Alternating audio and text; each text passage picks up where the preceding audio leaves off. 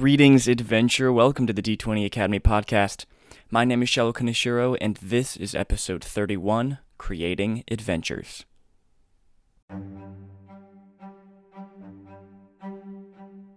Hey guys, this episode is one that I've been wanting to do for a while, and it's going to be really packed, so get ready. This may be longer than most of the other ones I've done, but it's because there's a lot of juicy stuff in here that I want to talk to you guys about, a lot of interesting stuff.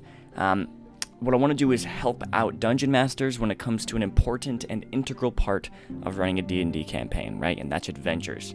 So I'll go over what your adventure should include, how to plan it out, how to execute it, tips and tricks on the whole process, all that kind of stuff. Once again, it's going to be a lot of stuff, going to be a lot of information, but hopefully it's going to be really helpful for you guys. And really, guys, get you started as DMs. So I can't wait to get started. But real quick, if you want to keep up with updates and have a say on the podcast and all the other stuff we're doing here at D20 Academy, you can go ahead and follow us on Instagram at D20_Academy. And also, there's D20 Council tomorrow, Wednesday, November 25th at 2 o'clock p.m. Hawaiian Standard Time. There's D20 Council, which is an Instagram live event that I do where I can connect with you guys, review over the episodes, ask you guys questions, you guys can ask me questions, and just kind of, you guys can give your opinions on what you think future episodes should be, all that kind of stuff. And I'm even going to talk about some exclusive things going on in D20 Academy outside of the podcast. These other projects I'm working on. It's just stuff I'm really excited about, and I really can't wait to connect with you guys. So if you can make it 2 p.m. Hawaiian Standard Time tomorrow, November 25th, it's going to be our second D20 Council. Okay, so all out of the way, let's dive right into this episode. Okay, real quick, I want to just kind of give a summary of adventures, what they are in D&D, and all that kind of stuff. So, adventures are what makes up the body of a campaign. They are the smaller stories within the larger one, right? The trials, tribulations, failures, and victories the party encounters as they make their way from first level nobodies to 20th level champions. Each campaign can have anywhere from like 5 to 50 adventures within it, though most typically have around 10 to 20. Just like the campaign, these adventures have a beginning, middle, and end, and usually are tied to the campaign's main plot arc, or BBEG, the big bad evil guy, kind of the main antagonist. Now, a lot goes into building an adventure, right? The hook, the story, the NPCs, the encounters, the finale, the reward, all that kind of stuff. And depending on the length of the adventure, they can take Dungeon Masters a while to fully construct, but there is something very rewarding about successfully running an adventure of your own design and experiencing the party go through it and encounter all of the pieces you put into place. Creating a single adventure, much less a whole campaign, is a daunting task. It takes lots of work, time, and energy. But trust me when I say it is one of the most fun, creative, and fulfilling things to do as a Dungeon Master. So let's get right into making adventures the best they can be, okay? Start with the key components, right? All adventures are made up some of the same key components, though these components can take many different forms. These are kind of the bread and butter of your adventure, the basics you want to figure out before diving deep into like NPC and encounter building and all the details and stuff like that. The first is a concept, right? Most likely the adventure stems from something else. Maybe a certain plot point that's already set in place and something you want to explore further. Maybe it's a cool idea you had while on the bus.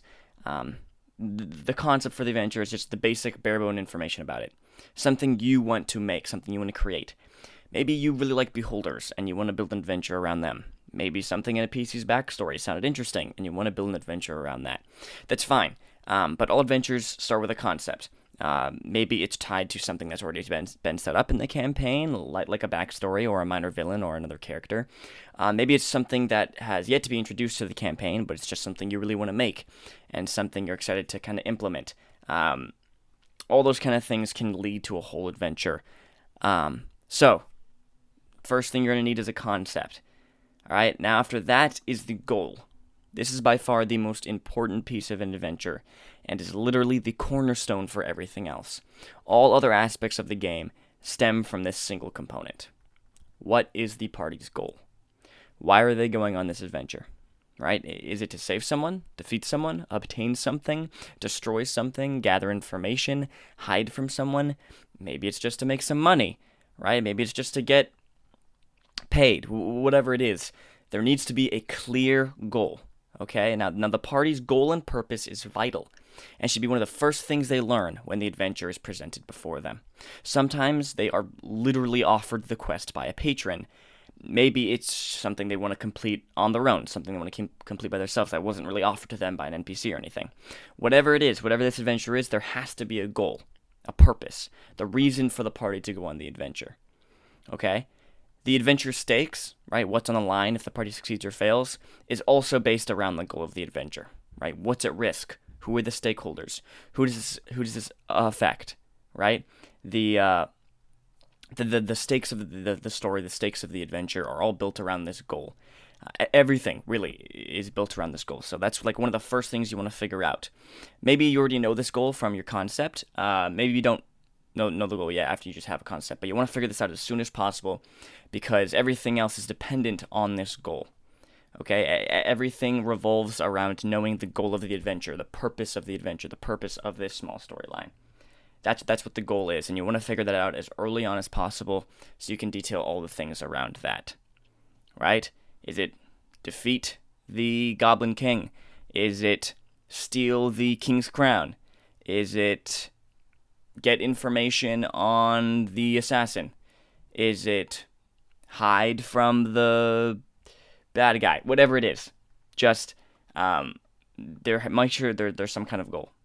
All right, make sure there's some kind of goal within the adventure, so it has a purpose. Okay, so after you figure out the goal, you want to figure out the narrative purpose. What is the point of this adventure in the larger narrative?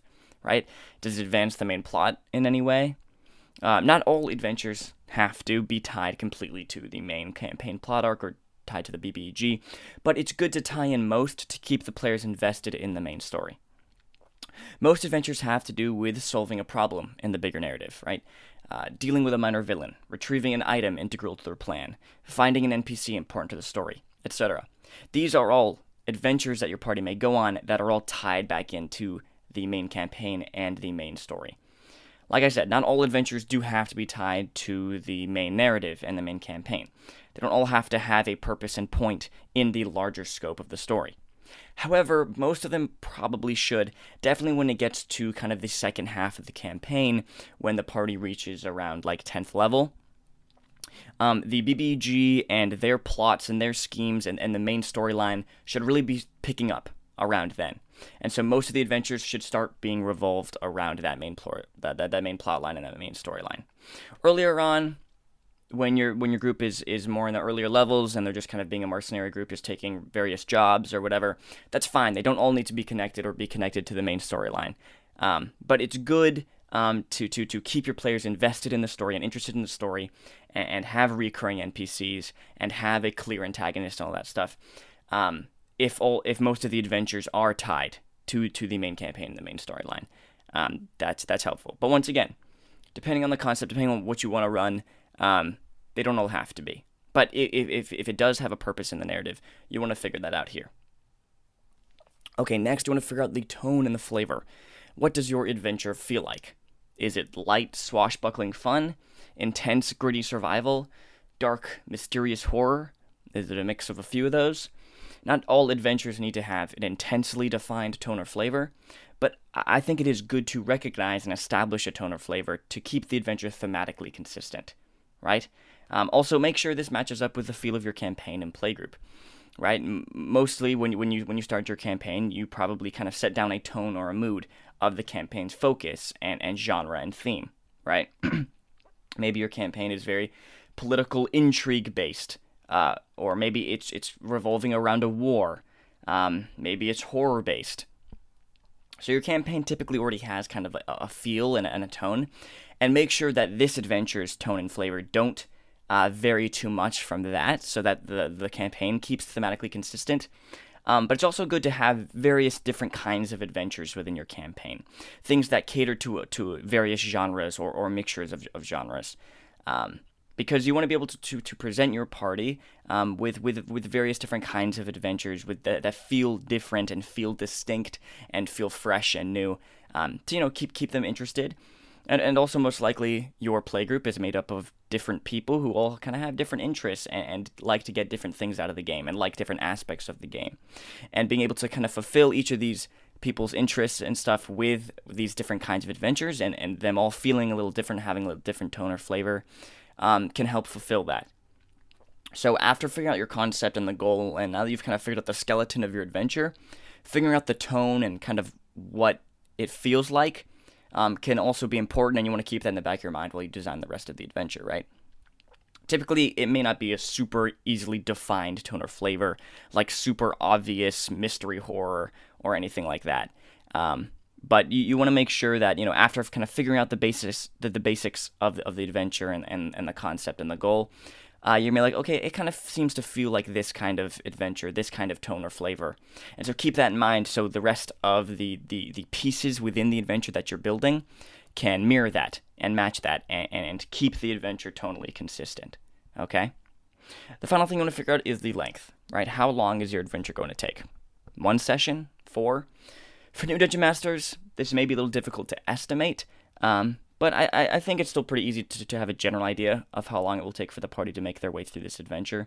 Now, of course, anything can happen during the creation process or the playing of the adventure, which may increase or decrease the length. But those are circumstances that are mostly out of your control, okay? So just figure out, it's just easy for me when I'm building adventures to kind of figure out a basic concept of the length of each of these adventures.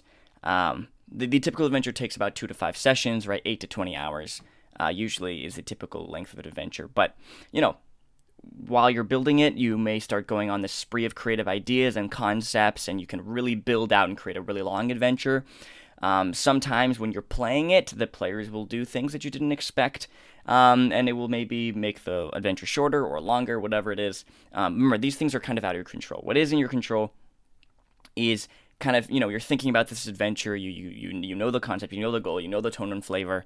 How long do you think this will take? And that should help you within your planning and how much time you should spend planning this, how much time you should be preparing to plan something after this, right? If you generalize this adventure is only going to take about 2 sessions, you should probably start planning already what's going to happen afterwards. Because you're not going to have a lot of time because this adventure is going to take a quick to complete. You also don't want to spend so much time on this adventure because it won't take a ton of game time. Obviously, if you're someone who has the luxury of lots of time and planning time, that's great. And you can totally plan to your heart's content and all that. But for most dungeon masters, right, we have limited schedules. We don't have a ton of time to plan every week. And it's good to be able to understand the length of the different adventures so we can maximize our planning time and figure all that stuff out as well. Okay? So those are kind of the key components of the of the adventure. And now let's get into some of the elements, right? So you have your adventure down, the basics of the adventure down, right? The key components required to base everything else off of. All right, now it's time. I kind of want to dive into the various elements included in your adventure to keep it fun, interesting, and credible. All that kind of stuff, okay? So let's start with the threat, right? Every adventure needs a threat, and a worthy one at that. Something that challenges the party and adds tension to the story. It might be a single antagonist. It might be a group of villains. It might be an organization. It could also be something more intangible, like time, fate, or hatred. Something like that. But there does need to be a threat within the adventure, right? Something that pressures the party. Something that is an antagonizing force on the party. Adventures and stories are built upon conflict, and conflict requires the protagonist, right, the party, the players, to butt heads with the antagonist, the villainous force. And that is the threat, the thing, threatening the story, the adventure. If the adventure is to rid this region of orcs to protect the innocent villagers living in this region, the threat is the orcs, right? If it's to go obtain a magical item from a dragon's hoard, the threat is the dragon guarding the item, the weapon, whatever it is, right? So you need to make sure every adventure has a threat, and a worthy threat, right? Not one that's super weak and not at all threatening to the players, and not one that is so powerful and so strong it's so daunting the players won't even take on the mission. It needs to be something that is worthy of the players' attention and is challenging to them, but not too below or too over the party's level, okay? The party's power level and all that kind of thing. So you need a threat, right? This is one of the most fun things to design in an adventure, right? Designing the villain or whatever it is. And so make sure you understand that every adventure needs a threat, and it needs to be a worthy threat, okay? It needs to be something credible. All right, I want to talk about stereotypes and originality real quick. As you probably know, there are many tropes in fantasy, and definitely Dungeons and Dragons, right? Evil dragons, crazy wizards, captured maidens, and of course, meeting in a tavern, right? These familiar tropes are great, actually, for grounding your players and allowing them to easily understand the basics of your adventure, right? When people have familiar things they can grasp onto, it can more easily kind of ground them and help them better contextualize and understand the world around them, or in this case, the adventure, right? So if you have certain aspects of a stereotype or trope within the adventure, that's something the players in their minds can grasp onto as something familiar and help ground them as they look at the rest of the adventure, right? So I know there's kind of a conversation within D&D and just kind of the fantasy genre in general about like fantasy tropes and stereotypes and whether or not they're good. In my opinion, I think they are useful tools. Think of them as useful tools you can use to help the players out in understanding and contextualizing the adventure. On the other hand, using your own original, fresh ideas and twists can really make your adventure memorable and unique, okay? And a mix of both of these can lead to a fantastic adventure, right? Most likely, from the concept of your adventure or something, you already have your own kind of original, fresh take, right? You already have something that you're interested in, that you want to build around, that most likely kind of was inspired by something or came from your own ideas, your own creativity, and a unique concept, villain or character, or kind of storyline, whatever it is that you want to build this adventure around. And this kind of original, fresh thing is probably really cool, and it's probably going to excite your players and make for a memorable adventure and all of that. But you also want to make sure you have stereotypes and tropes to kind of ground them. This is not always needed, and this mixture doesn't need to be completely balanced, but it is something to just think about. Maybe you're basing your adventure off of a trope or a stereotype, right? That's completely fine. Don't ever think that that's not as credible at all. That adventure can still be just as fun and memorable. But you may want to think about how you can put your own creative flavor and twist on things, beyond the trope. And that can actually lead to some really cool surprises and moments in the adventure where your players, think they understand what's going on, and they can foresee what's going on because of the tropey, stereotypical nature of it. And then you put your own twist and original flair on it, and it can really lead to something memorable and cool. So depending on where you start, I just think it should be noted that the balance between stereotypes and originality can really, really help enhance an adventure. And the mixture of both of these can really lead to a fantastic adventure. I think these are both very valuable tools that you can use to enhance your adventure, okay? After that, I want to talk about exposition and the present, right? As you know, exposition is good. Required, actually, for the adventure to make sense to your players. Looking into the past and events that have already come to pass that set up your adventure are useful, right? However, you need to understand, your adventure is not taking place in the past, it's taking place in the present. Okay, I understand. Exposition is required to get your story moving. And I know you creative world builder types love to get detailed and in-depth with your histories and stuff, and that's fine.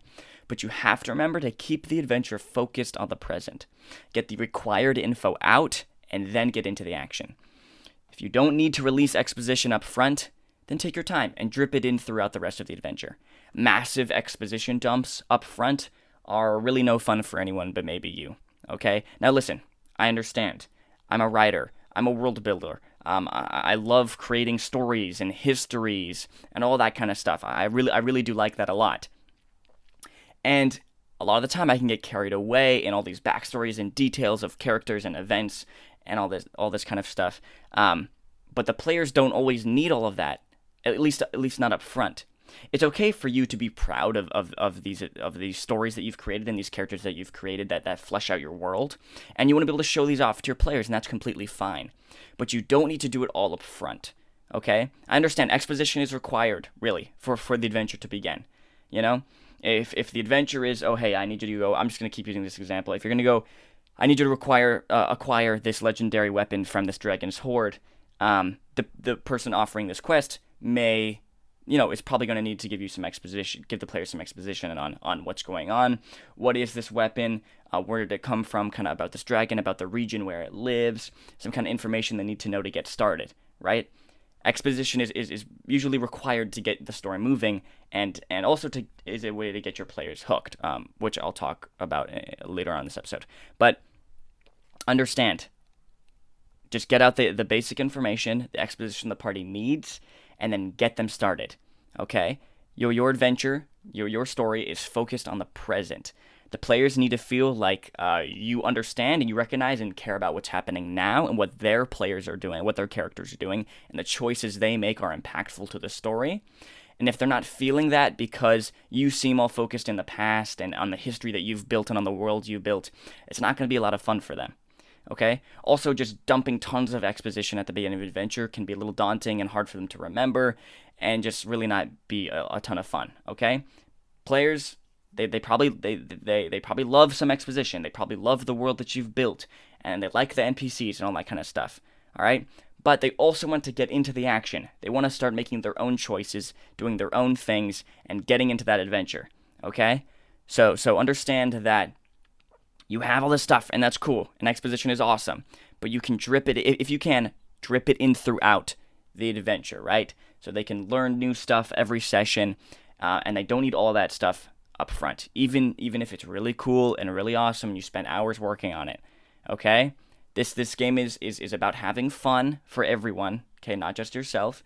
Of course, this doesn't mean you should count out your own fun, right? You should be totally feel free to show off the world that you've built and stuff to your players. There's nothing wrong with that. You've spent hours on it. You've spent work on it. You should be proud of that. However, your players need to also get the fun out of the game in playing through these adventures that you've created and solving these mysteries that you've created. So don't give them that massive exposition dump up front. Okay? All right. Let's talk about combat, role-playing, and exploration. All right? These are the 3 pillars of Dungeons & Dragons, kind of the 3 different aspects of the game. I think they kind of go into it in the Dungeon Master's Guide, maybe even the Player's Handbook. But there needs to be a balance between the 3 of these in a campaign and, of course, in adventure, right? So, combat, role-playing, and exploration, right? What's the difference? Well, combat is actually kind of a blanket term, just kind of combat or, like, exciting, action-packed scenes. It doesn't necessarily mean you're standing off against monsters and fighting and killing them. It could also be like a chase or something like that. But combat as in, and this is just the most common example of it, just kind of an action-packed, exciting, heart-pounding adventure. Scene, excuse me. That's what combat is, right? Now, typically this involves fighting, casting spells, all that kind of stuff. That's combat. The next pillar is role-playing. Right, taking on the role of your character and interacting with the world, interacting with the other characters, whether they're NPCs or PCs, all that kind of stuff, right? Dungeons & Dragons is a role-playing game. So, you want to make sure you don't count out role-playing in your game. You want your players to be getting into character, interacting with each other, interacting with the world, your NPCs. That's all role-playing. And after that is exploration, right? This pillar is pretty fundamental and pretty integral to Dungeons & Dragons, and that is the party going through the adventures and exploring things, right? Traveling to new lands and going underground and discovering crypts and exploring mountains and valleys and all that kind of stuff. That's what exploration is. And these 3 pillars of play make up the story, make up Dungeons & Dragons, make up gameplay. And you want to be able to have a balance of these within your game. Okay? You're going to want the exploration, right? You're going to want the players traveling around your world and exploring things and experiencing the towns and the villages and the mountains and all that kind of stuff. You're also going to want role-playing. You want them to get into their characters and delve into their stories and their character arcs, interact with the NPCs, interact with the king and the antagonist and the peasants, whatever it is. And then, of course, you need those moments of action and excitement where they face off against monsters and defeat the villain or escape the crumbling building, all that kind of stuff, right? These three pillars make up the gameplay of Dungeons & Dragons, and you want a balance of all three for a successful campaign and definitely a successful adventure, okay? But how exactly do you make this balance and all that kind of stuff? Well, one thing is to base it off of the party and the players, right? Are the majority of your players hack and slash people who love chucking dice? Are they deep creative people who love getting into character and acting? Also, get cues from the kind of characters they've made. Someone who's playing a rogue probably likes stealth, Assassin's Creed-esque gameplay. Someone playing a bard may like fun, intrigue-based role-playing encounters. Stuff like that, right? So, basing this balance off of the party and the players, right, the gaming group, is always a good option, always a good thing to do. Because if you're going to have a very combat-heavy campaign and no one at the table really enjoys combat a ton, they mostly enjoy exploration and role-playing, then not a lot of people are going to be having fun all the time. But, you know, if you have a lot of people at the table and they really love role-playing and getting into character, and then one or two of the people just prefer chucking dice, killing monsters, that's where they get their excitement, then you have the majority of those two over the exploration aspect, right? And of course, you don't ever want to credit out yourself in this equation, right? Think of yourself. What do you like? Which of those three pillars do you like the best? Combat, role-playing, and exploration. You want to be able to have fun as well, and you're the one who's building the adventures and building the story. And building things around a concept in an area of the game which you don't really enjoy a ton is not a lot of fun for you as well, okay? So take everyone in the gaming group into account when figuring out the balance between combat, role-playing, and exploration, right? A good adventure has a balance of all three of these, and also makes compromises so that everyone at the table has fun and enjoys themselves, okay? The final note I want to make is on borrowing, okay? Borrow from things you love. Books, movies, comics, video games, etc. Maybe it's a monster, a character, an item, a storyline, whatever it is. I cannot stress this enough. This is something a lot of Dungeon Masters discount, and definitely new DMs feel pressured to completely abandon, but this is very, very important for being Dungeon Master, and is something that can lead to just amazing moments and fun moments in your campaign. You don't need to feel the need to be totally original, okay? If there's something you like and enjoy, there's a good chance that thing is well made because you like and enjoy it. And most likely other people like and enjoy it. And that further establishes the fact that that thing is probably well made and well done.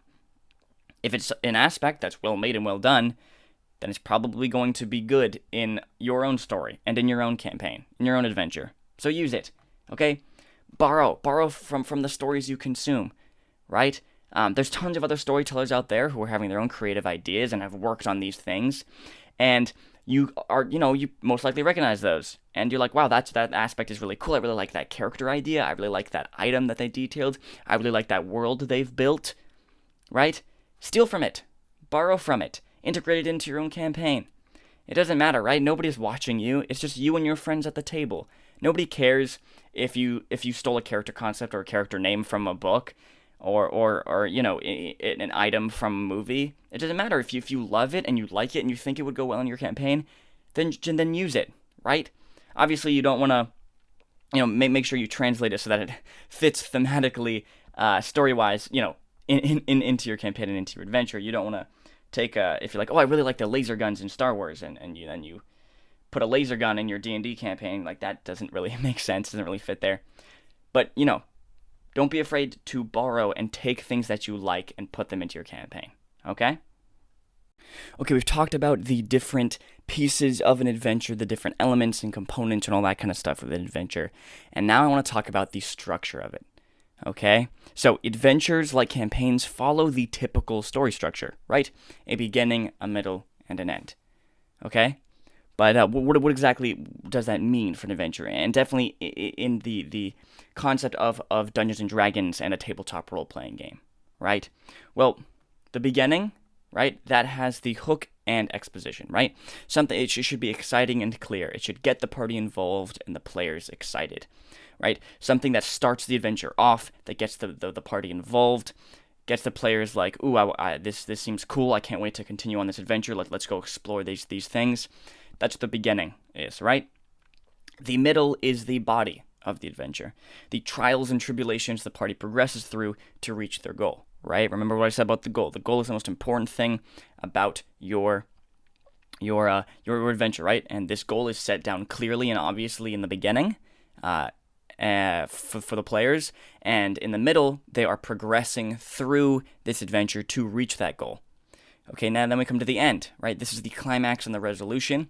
It's the final confrontation, and then the result of the party's success or failure, right?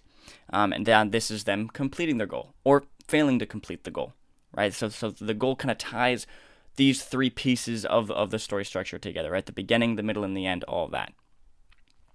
Also, in the end, there might be some possible new story hooks, right? Things that might lead to another adventure, right? Now, this is pretty basic, right? This concept of beginning, middle, and end. Also, this is what all good stories have, right? And what your adventure has as well. But understand that this story structure works differently in other mediums compared to D&D.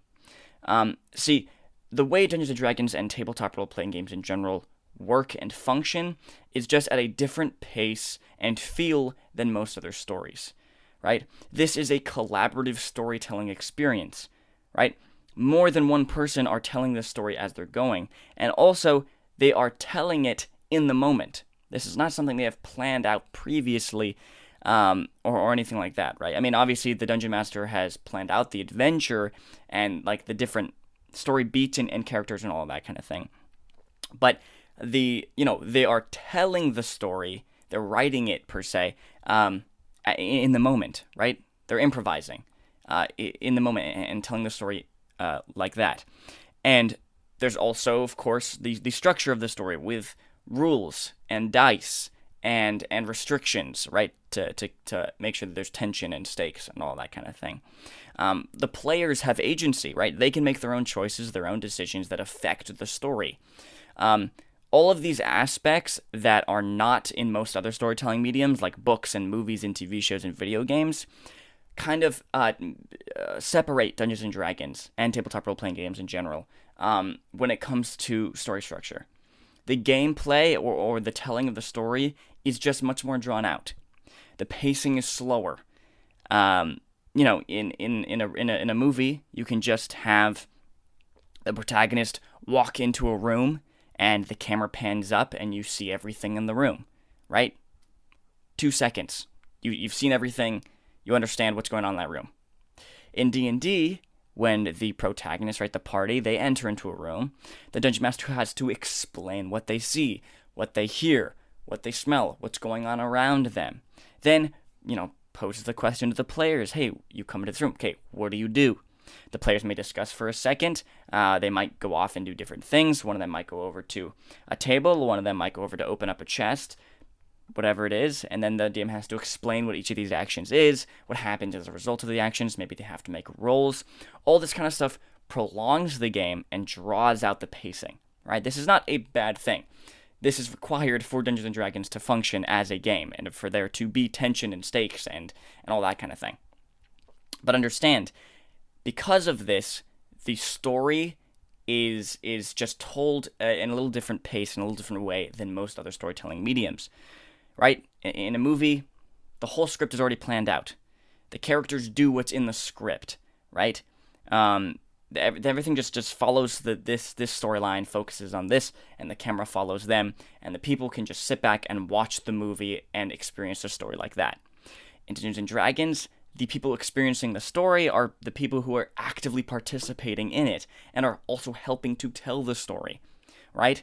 And there are these restrictions that most of it's theater of the mind, right? It's not right in front of you on a screen. It's all in your head and your imagination. Also, you need to be able to be making rolls to see if you succeed or fail on certain tasks, and all that kind of thing.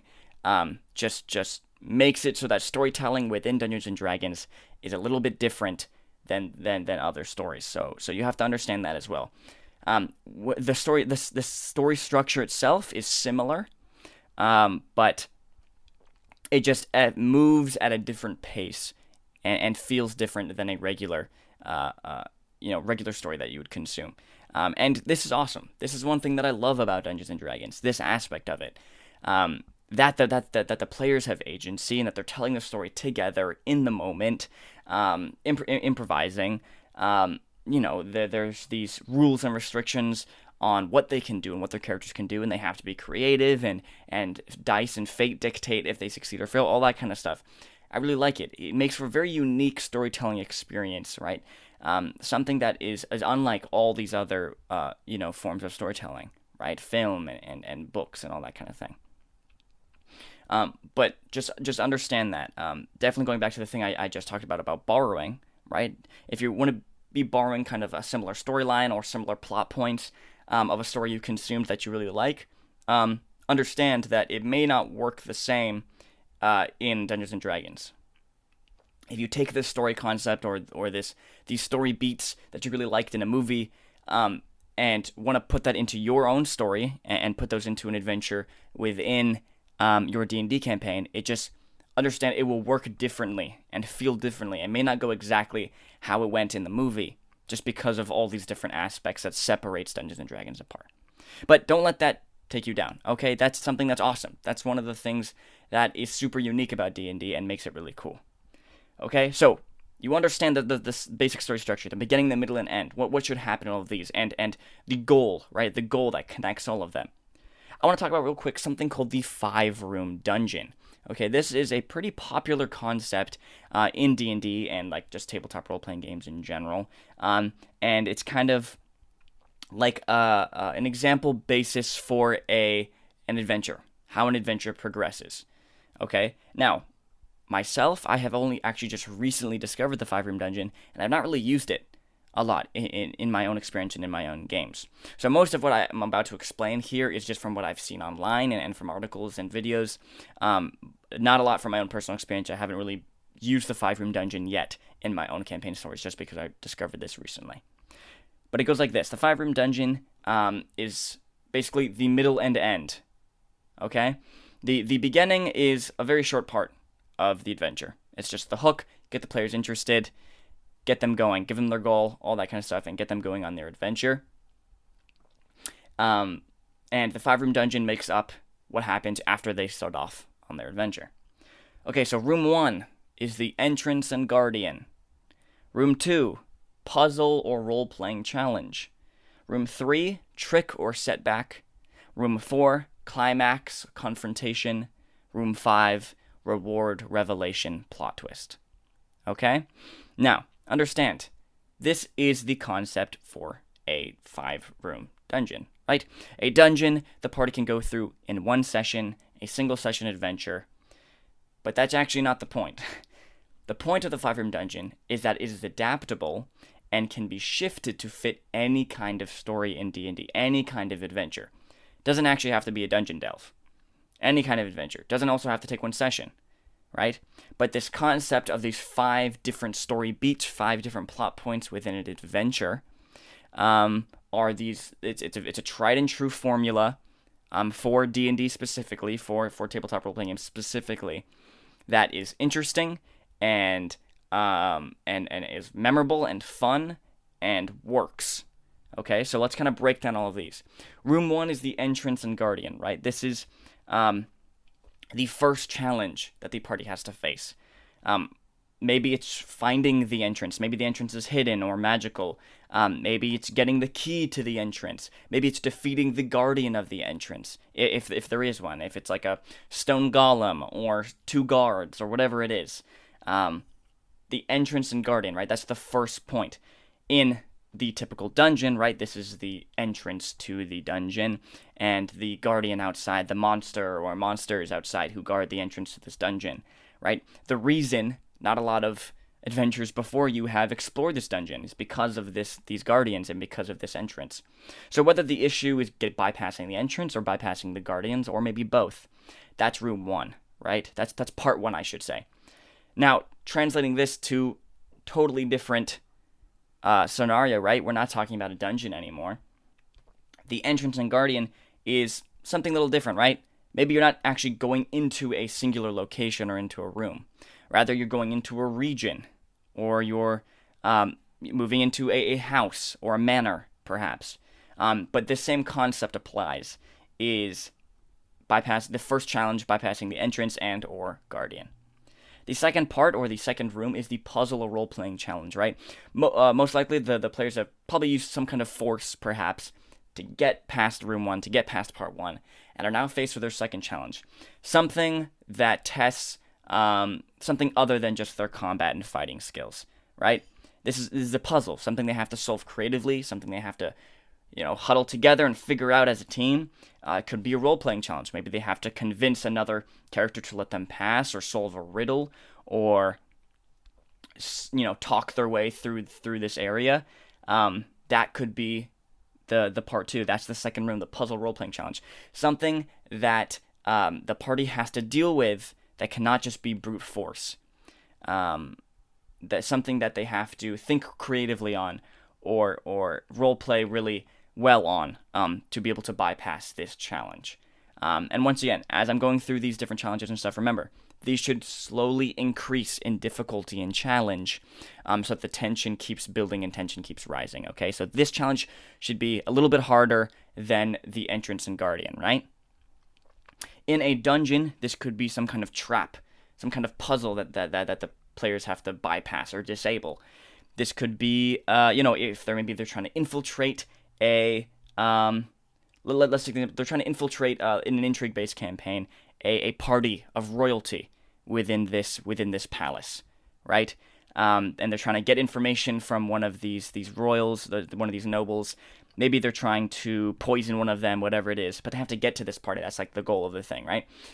The entrance of Guardian was figuring out a way to maybe bypass the guards, or beat up the guards, or find a key to get their way into the palace.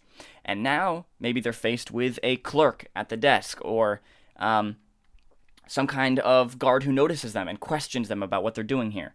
And they have to role-play their way out of it, or think creatively and bypass this next challenge, okay? So, once again, this doesn't necessarily have to be in a dungeon. It can translate to any kind of adventure. Part 3, or room 3, is the trick or setback. Okay, some kind of twist, something that the players were not expecting and sets them back a little bit. Okay, they can't just breeze through everything, right? That will make the reward feel a little like unfair that they want it, or there has to be something challenging, something that sets them back. Now, this room, this part, is something that really has the least amount of information on it on the internet. Once again, this is a concept. The 5-room dungeon is a concept I just discovered recently. I haven't looked at a ton, but enough to kind of understand it. But this third part, this third room, is actually one that I still don't fully understand. If you're familiar with the 5-room dungeon, then you probably understand what this is. But basically, from my knowledge, this is something that forces the players to view the adventure in a different way, or force the players to backpedal and figure out a new way to solve this problem and reach their goal. Okay? Room 4, part 4, is the climax, right? The confrontation. It's facing the big bad, or bypassing the final trap to get to the whatever their goal is, right? This is the final big climactic event within the adventure, the boss fight, whatever it is. This should be the most challenging, right? This should be where all the tension has built up to. And the party finally has to use their wits and what they've learned, and their tactics and their abilities to defeat this villain, or to bypass this final guardian or final trap puzzle. This is the climax, right? The confrontation. Room 5 or part 5 is the reward, or the revelation, or the plot twist, right? They've defeated the big bad. They've bypassed the final guardian, and now they have come to their goal. They have the maiden in their grasp, and they're ready to take her and escape the tower that they've just rescued her from. They've defeated the orcs, the orc raiders, and now they, have go to collect their reward for being paid, or whatever it is, right? They've got their item. They find the item they're looking for, whatever the reward is. But this could also be in place to a revelation or a plot twist, right? The typical adventure just has the reward, right? Them cashing in, a moment of relief where the tension is released after they've gone through these several challenges and setbacks. But it could also be something that it is a plot twist or something that points to another adventure they have to go on. This isn't actually the final piece of the puzzle. Maybe the baddie they just defeated was actually the good guy who is enchanted or forced out of circumstance, and now they have to figure out something else out or go on this next adventure. Maybe they've just triggered some world-ending event, and now they have to go face off against that. It could be a plot twist or a revelation, but more than likely, it's just the reward and cashing in the reward and collecting the reward, or finding the item, finding the money, whatever it is. That's the 5-room dungeon. Okay, this is something that is kind of a tried and true structure formula that is talked about a lot in kind of the Dungeons and Dragons community and by DMs. And so this is something that maybe you can think about and implementing and implement into your own adventure, okay? All right, the next thing I want to talk about are hooks, okay? Hooks are a key piece of a D&D adventure, all right? They grab the player's attention and draw them into the story, all right? Without a hook, there's a good chance your players won't go on this adventure and all your planning will go to waste, all right? So the question, how do you create a good hook, right? What is a good hook? Well, here's my first tip to you. Intrigue, interest, excite, okay? These are things you want to do to your players, right? You want your players to be excited, interested, intrigued. Perhaps the event in which they're delivered the adventure is dramatic or epic. Maybe the reward offered is crafted specifically for your characters and what they want. Maybe the mystery presented before them is just extremely interesting and tantalizing and mysterious, right? You want to get players excited and intrigued off the bat. Okay? Appeal to the player's personality, interests, morals, or sometimes just straight greed. Sometimes that just works as well, right? For example, having a cloaked messenger stagger up to the party and hand them a bloody envelope before collapsing dead, that's super dramatic and intrigues them to open the envelope, figure out what's going on. What the heck just happened? What's in this envelope? And that probably leads them to the adventure and sets up the adventure, right? This is a hook. Right, they want to figure out this mystery. Who is this person that just died? Who sent us this message? All that kind of stuff, right? Or maybe this is just a tried and true hook. A patron, right, offers the party a quest, and they offer a vast amount of gold for completing it. An offer just too tempting to let down. This is, also a hook. The players want to go on this adventure. They're maybe not super intrigued or interested within the story itself or the adventure itself, but they are hooked in. They want this money. They want to get this reward, so they're going to go on this adventure, okay? So intrigue, interest, excite, right? That's what you want to do to your players to get them invested. Tip 2, what and where, okay? You can't have your party dilly-dallying around trying to find the next part of the adventure and spend hours just looking around. What's the next part of the adventure? What the heck do we do now, okay? The goal and location of the adventure need to be clear, so the party can set off right away and know what they're getting into, okay? This is involved in the hook. Hook the players in and give them a what and where, all right? Example, find the legendary blade in the Dragon's Cave. Defeat the evil mayor of Genericville to save the innocent villagers. Whatever it is, you want to define a obvious what and where, so the party can immediately get started and go off on the adventure, okay? You don't want them dragging their feet. You don't want them looking around for hours, not continuing the adventure, not getting to the next plot point. Not fun for the party, not fun for you who spend a lot of time building this adventure. If you give them a clear what and where, they know what to do. They can go straight off in this adventure and have that fun, all right? Tip 3, you want to set down the stakes, okay? Now, sometimes it is better to hold off on the stakes for more of a twist event later on in the story, but for the most part, you want to have the stakes set in the beginning in the hook, okay? What's on the line if they succeed or fail? What is their reward? Okay, you want to set the stakes down early in the adventure so the party knows what they're getting themselves into. Now, every once in a while, there is a certain story or adventure where it's better for the stakes to be presented later on in the story to add more of a plot twist kind of thing. But more than likely, you want the stakes to be set straight off the bat at the beginning. Tip 4, time. Okay, if the reward or stakes are not powerful enough to draw the players into your adventure, time definitely will. If the players are offered a quest, but they don't have the pressure of time to complete it soon, they may wait till later to get it done, go do something on their own, or maybe just never get around to it. If you want the party to jump on the adventure now, continue on as fast as possible, a really helpful tool is the pressure of time. Okay, people just respond differently when time is of the essence, right? If you're saying, oh hey, there's this dungeon with this treasure hoard, and this patron comes to the party and saying, I want you to go investigate this dungeon and bring me back this one item from the treasure hoard, but all the rest of the treasure within there is all yours. And the party might be like, okay, sure, I mean that sounds okay, treasure's cool, but there's these kind of other things we want to do or whatever, or we'll wait to do this one later. But if the patron is like, there's other treasure hunters out there, and they're looking for it right now, and you need to get onto this as soon as possible before they reach it because you'll lose this chance, they're much more likely to get onto that job and get moving on that adventure, okay? Time is a very valuable tool. Now, you don't want to just always use time and use that as kind of a something to just always rely on. You do want to spend time creating an interesting, tantalizing hook, okay? But time is something that is really, really, really helpful in getting the players just onto the adventure, going as fast as possible, straight off the bat, okay? So that was my little section on hooks. Now I want to get into encounters, okay? Adventures are made up of encounters, right? Moments where the party must overcome challenges to move further along the quest, okay? Without encounters, adventures get boring, and the reward feels unfairly won.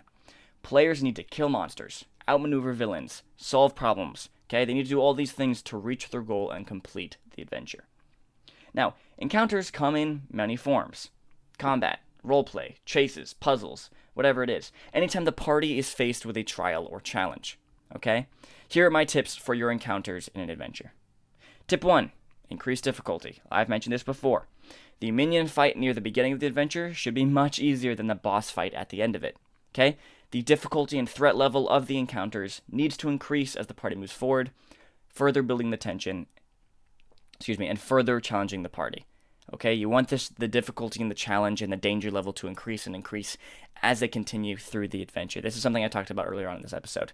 But that's something that's very important, okay? It builds the tension in such a way that it's much more effective, okay? Tip 2, be varied. All right, there are all kinds of encounters, and you don't want your adventure to feel repetitive. Force the party to be creative or come up with new solutions to new problems. Put forward challenges that feature a different player in the party, so everyone can feel important and have their moment. All right? Yes, killing monsters is fun. Killing monsters is awesome. But there is so much more that you can do, so much other options of encounters that you can add to spice up the adventure, make it unique, and force the players to be creative and think. Okay? And what I just mentioned about putting forward different challenges that feature a certain skill set that one character in the party has or specializes in is a really good way to make every player in your playgroup feel special, give their character a moment to shine.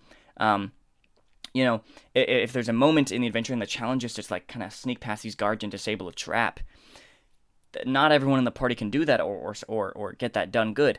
But there's one person maybe who's playing the rogue, and they specialize in that. That's what their class is about. That's what they do. And they can have that moment of feeling special and feeling useful and helpful by using their specialties and bypassing it and bypassing this challenge and helping the party out, right?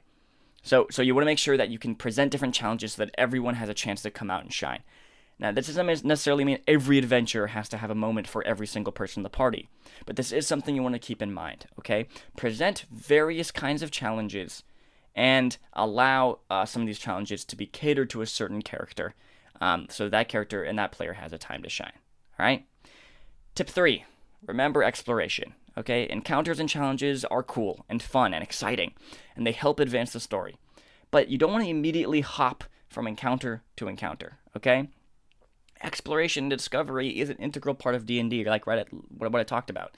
And this downtime is much needed to help release tension and provide interesting moments that otherwise can't be found in an encounter, okay? If the party doesn't have a combat encounter on the road between towns on their way to the next part of the quest, it doesn't mean you should bypass over this aspects, right? Run the travel, encourage roleplay, describe the terrain, right? Allow these moments of respite and exploration and moments for them to learn more about your world and for you to embellish your world more and the other characters, okay? Your adventure doesn't just have to be hopping from encounter to encounter, face that challenge, now that challenge, now that challenge, now that challenge, all the way to get to the quest. You need this. You do need various challenges increasing in difficulty for the party to bypass as they make their way to their goal. But you also want these moments of exploration and respite for tension to be released and for your players to have some more agency and learn more about just the world and the characters and all that kind of stuff. All right? So even though encounters are awesome and are integral to adventures, I want you guys to have to remember exploration, okay? Don't ever discount exploration. All right, before we close this episode, I want to talk about twists real quick. All right? Twists are a very useful tool in your DMing toolbox, okay? They provide exciting, memorable moments in your campaign, and they just feel so satisfying to pull off as a DM, all right? Going against expectations and shocking your players is a real treat. It really is. But it's something that you should be using sparingly, okay? Too much twists too often, all that kind of stuff makes twists lose their effect, right?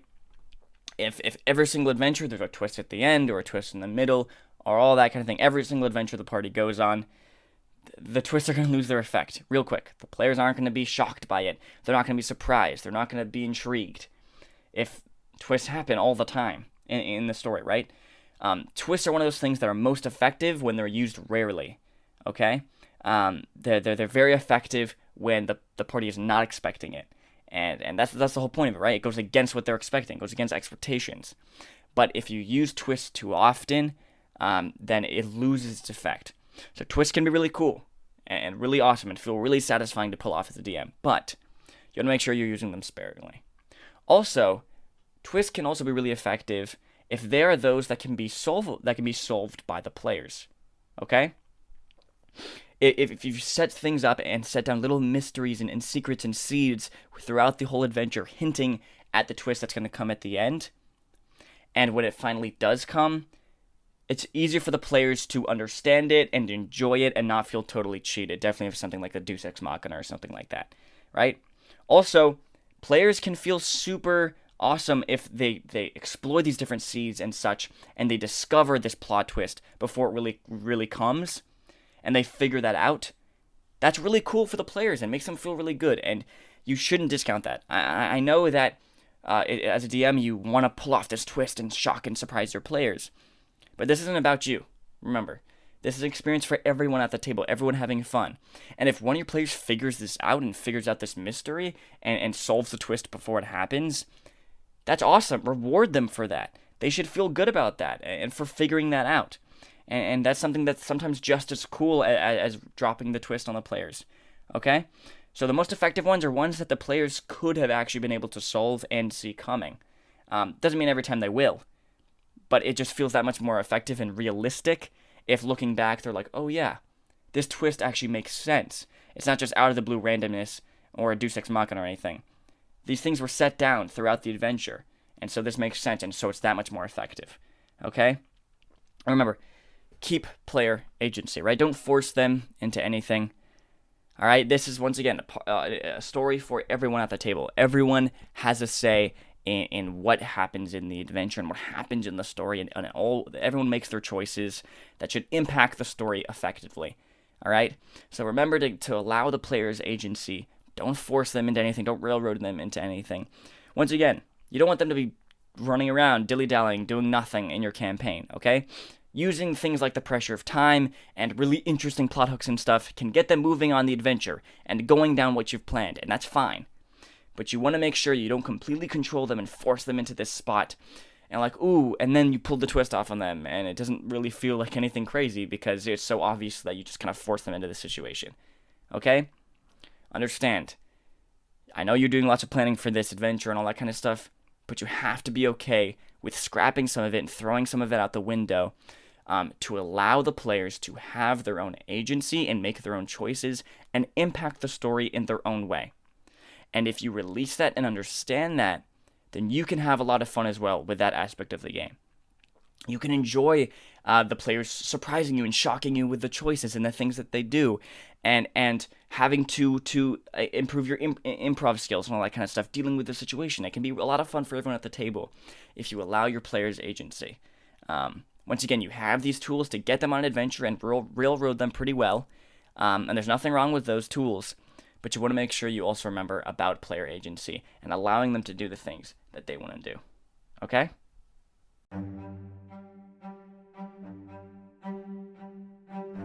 Okay, that brings us to the end of today's episode. I know this was kind of a long one, but there's just so much to talk about. I mean, there's so many other aspects of an adventure that I wasn't even able to touch on here, and I'm definitely going to be talking about more later on in the podcast.